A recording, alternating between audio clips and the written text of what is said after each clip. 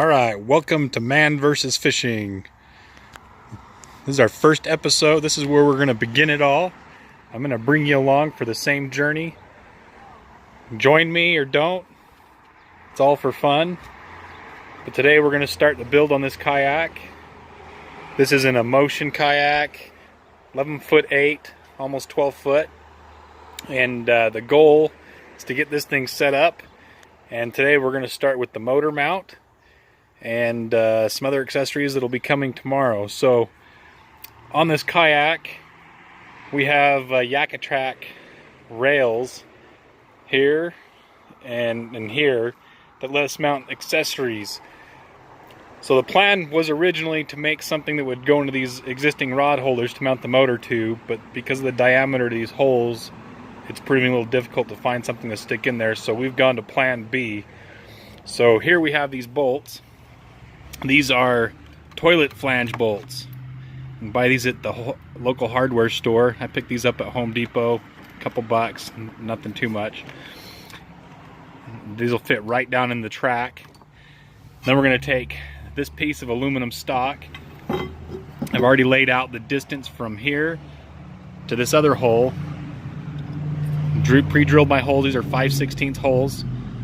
And I'm going to get these put on there, and then I'm going to pull my trolling motor out and kind of see how much past the kayak I need to put the plate that's going to hold our motor. Alright, so I've just got this little 30-pound thrust Minn Kota motor. I put it up against here to make sure I've got enough clearance from the boat. I was able to mark a line here, and this is where I'm going to cut this bar. And then from there we're going to put on a piece of L bracket, and we're going to make the plate that the motor is going to mount to. Alright, cut the end of the bar off. I've got a piece of angle here. I've already cut this to 8 inches.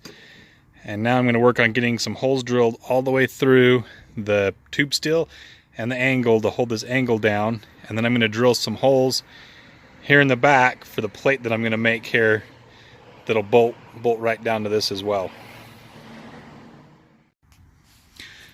Alright, so I've drilled my holes in the piece of angle.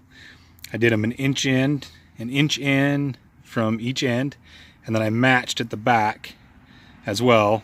Now I've got it clamped down with a C-clamp, and I'm going to go ahead and drill down through the piece of square tubing.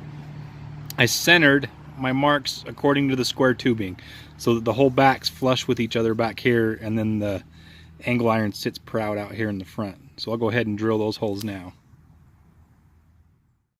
So here's where we're at. I was going to make this back plate out of wood, and at the last minute I decided rather than doing wood, I had some acrylic laying around and I figured I'd use a piece of that. So I cut it down to about the size I needed. I've drilled holes here in the front to go through the L bracket in the back.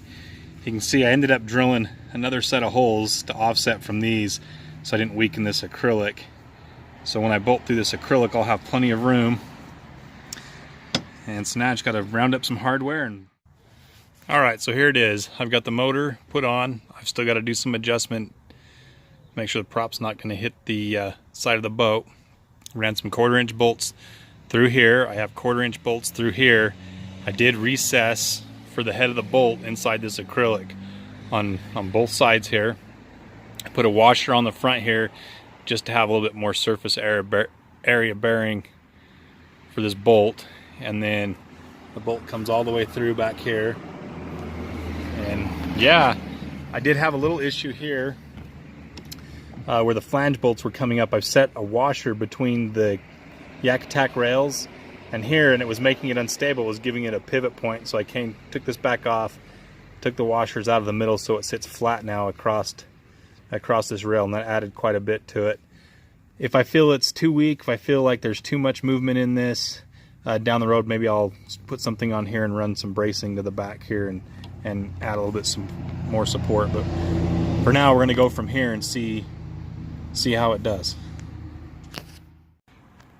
Alright, so I got the motor mount on. I think this is going to be just fine. I think it's going to work out great. We're going to find out tonight. My other accessories showed up. So here we've got homemade scupper plugs. These are just to fill these holes that are down here in the boat. More so for when I'm under power in the motor, I don't have water coming back up into the kayak. All it is, there's plenty of do-it-yourself videos already on the internet. It's just a foam practice golf ball, punched a hole through it with a hot screwdriver and then tied on some like paracord material, and then they just slide right down here into the hole of the boat, and they're actually fairly snug. They're not just going to come popping out. On this particular boat there is 9 of them. Move down here. So as far as other accessories go, I've got 2 pull holders. Cabela's was actually running a special on these. They were 25% off. Their mounts are made by Scottie, and they'll fit into the Scottie mounts. I've got a couple of the universal Scottie mounts here that'll fit into these, the track here on the kayak, and we'll put the pull holders in these. I've got 3 lanyards, one for the oar and then one to put on each pull holder, so if I'm out trolling or doing something else with the poles, I can lanyard up the poles and not have to worry about losing them. I got the Scottie Transducer Mount for the fish finder.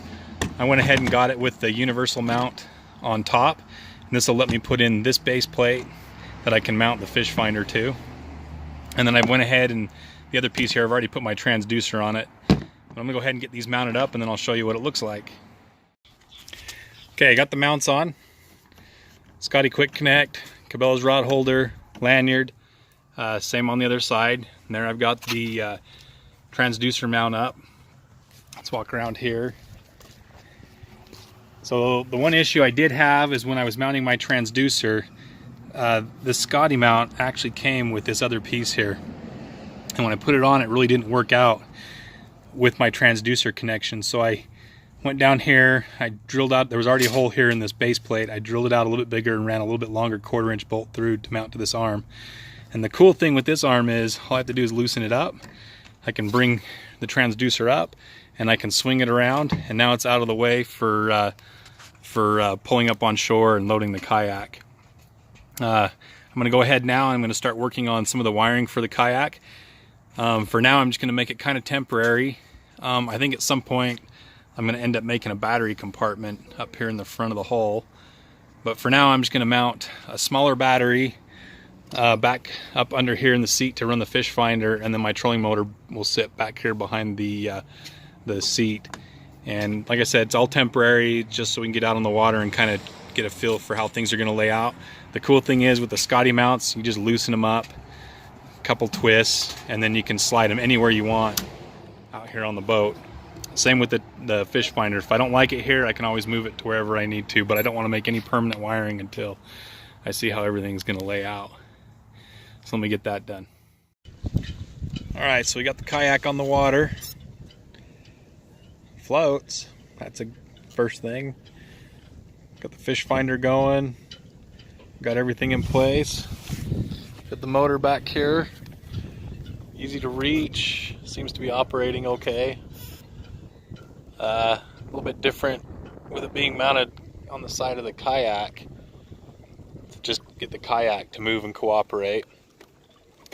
And it seems to do a little bit better when you have a little bit more speed. But she'll move, she goes pretty quick. See here.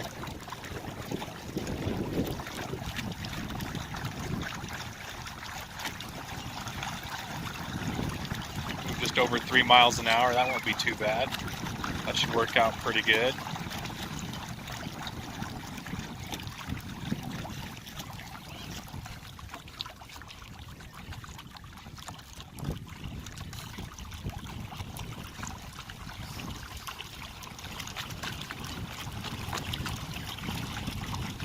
Work on getting some camera mounts set up.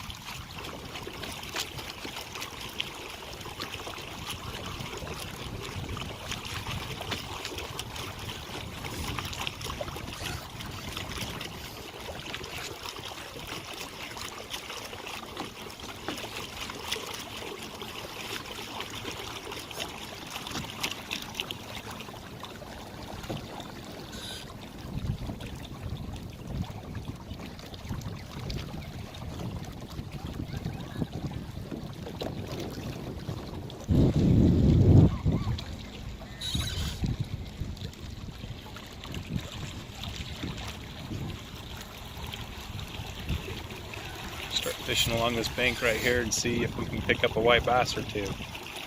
Maybe a little bit hard to film. Can't hold the camera and do this at the same time. I guess I should have put them out on the boat to begin with, but we'll get that taken care of shortly. Now we're going to cast a jig up along this bank and see if we can catch a few bass.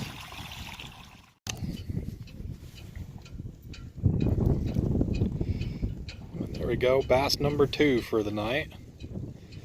Get him here in the boat.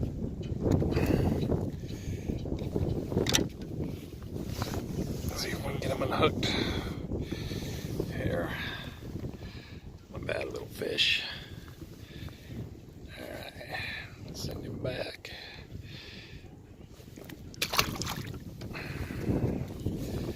See if we can get another.